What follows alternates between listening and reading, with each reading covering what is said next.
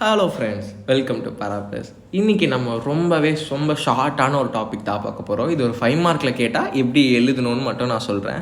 சும்மா key points மாதிரி பார்த்துட்டு நீங்கள் போய்ட்டு உங்களோட ஓன் வேர்ட்ஸில் நீங்கள் இதை டெவலப் பண்ணி எழுதுகிற மாதிரி ரொம்ப ஷார்ட்டாக சொல்லித்தரேன். ஏன்னா இப்போ எக்ஸாம்ஸ் கிட்ட வந்துட்டு இருக்கிறதுனால இந்த டாபிக் நம்ம ரொம்ப டீட்டெயிலாக கவர் பண்ணாதனால எந்த டாப்பிக்லாம் நம்ம இம்பார்ட்டன்ஸ் கொடுக்கணுமோ அந்த டாப்பிக்கு நம்ம இம்பார்ட்டன்ஸ் கொடுக்கலாம். Hormone replacement therapy. ஸோ இன்றைக்கி நம்ம இந்த டாபிக் தான் பார்க்க போகிறோம். இது ஒன்றும் இல்லை, ஷார்ட்டாக சொல்லணுன்னா நம்ம உடம்புல ஃபீமேல்ஸில் நான் சொல்கிறது என்னென்னா, அவங்களோட பாடியில் இந்த மெனோபாசல் டைமில், அதாவது இந்த பீரியட்ஸ்லாம் ஸ்டாப் ஆகி அபோவ் 40 இயர்ஸ் 45 இயர்ஸ் அப்போது இந்த பீரியட்ஸ்லாம் ஸ்டாப் ஆகிட்டு மென்சுரேஷன் சைக்கிள்லாம் ஸ்டாப் ஆகிடும். அப்போது என்ன ஆகும்னா ஹார்மோனல் இம்பேலன்ஸ் ஏற்படும், ஒரு டெஃபிஷியன்சி ஏற்படும். இந்த ப்ரொஜெஸ்டான், ஈஸ்ட்ரோஜன் இதோட டெஃபிஷியன்சி ஏற்படும். இந்த டெஃபிஷியன்சினால் என்ன ஆகும்னா நிறைய காம்ப்ளிகேஷன்ஸ் வரும், நிறைய காம்ப்ளிகேஷன்ஸ்.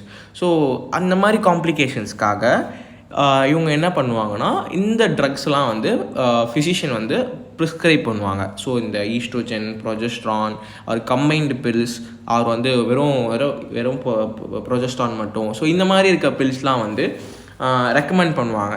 ஸோ இந்த மாதிரி ரெக்கமெண்ட் பண்ணுறதுனால என்ன ஆகுதுன்னா அதோட லெவல், அந்த ஹார்மோன்ஸோட லெவல் இன்க்ரீஸ் ஆகிடுது, அவ்வளோதான். ஸோ ரொம்ப ஷார்ட்டாக இதுதான். So hormone replacement therapy, hormone deficiency இருக்கவங்க ஒரு ஹார்மோன் இம்பேலன்ஸ் இருக்கவங்களுக்கு இந்த ட்ரக்ஸ்லாம் ஹார்மோனை கொடுக்கறது, ஸோ ஹார்மோன்ஸை கொடுக்கறது தான் hormone replacement therapy.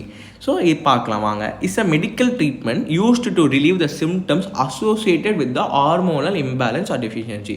So hormone கம்மியாக இருந்துச்சுன்னா, டெஃபிஷியன்சியாக இருந்துச்சுன்னா, இல்லை இம்பேலன்ஸாக இருந்துச்சுன்னா ஒரு சில சிம்டம்ஸ் இருக்கும். ஸோ அந்த சிம்டம்ஸை ரிலீவ் பண்ணுறதுக்கு ஒரு விதமான அதை காம் டவுன் பண்ணுறதுக்காக ஹார்மோன்ஸை எடுத்துப்பாங்க. ஸோ அந்த ஹார்மோன்ஸ்லாம் என்னென்னு பார்க்கலாம்.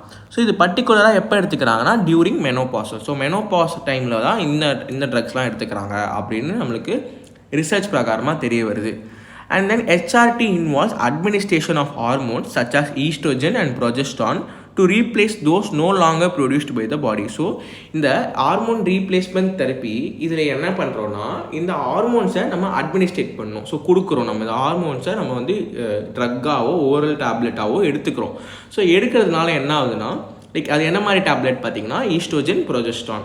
இதை வச்சு நம்ம அந்த பற்றாக்குறையை சரி கட்டுறோம். ஸோ அது அந்த ஈஸ்ட்ரோஜன், ப்ரொஜெஸ்ட்ரான் பாடியில் ப்ரொடியூஸ் ஆக போகிறதில்ல மெனோபாசல் டைமுக்கு அப்புறம். ஸோ அதை ஒரு விதமாக ஸ்டெபிலைஸ் பண்ணுறதுக்காக இந்த ட்ரக்ஸ்லாம் நம்ம எடுத்துக்கிறாங்க.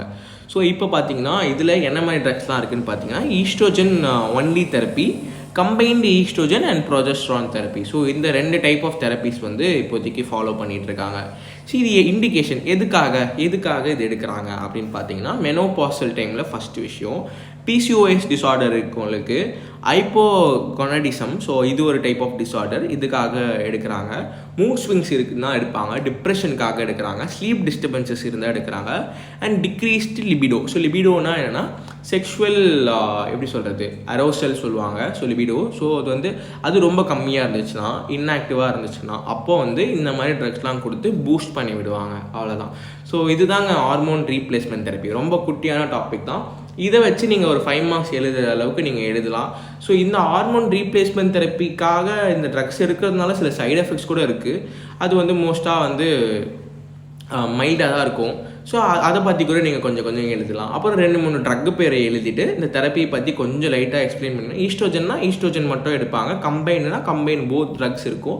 ஸோ இதை பற்றி சைடு எஃபெக்ட்ஸ், அட்வர்ஸ் எஃபெக்ட்ஸ்லாம் நீங்கள் லைட்டாக கொஞ்சம் எழுதிட்டு நீங்கள் இந்த 5 மார்க்ஸை கம்ப்ளீட் பண்ணிடலாம். ஸோ இந்த ஈஸ்ட்ரோஜன், ப்ரொஜெஸ்ட்ரான் பற்றி நான் டீட்டெயிலாக ஓரல் கான்ட்ரசெப்டிவ்னு ஒரு டாப்பிக்கில் ஒரு வீடியோ இதுக்கு முன்னாடி வீடியோவில் போட்டிருப்பேன். ஸோ அந்த வீடியோ போய் பார்த்து நீங்கள் தெரிஞ்சுக்கோங்க. தேங்க்யூ ஃப்ரெண்ட்ஸ், தேங்க்ஸ் ஃபார் வாட்சிங், பை பாய்.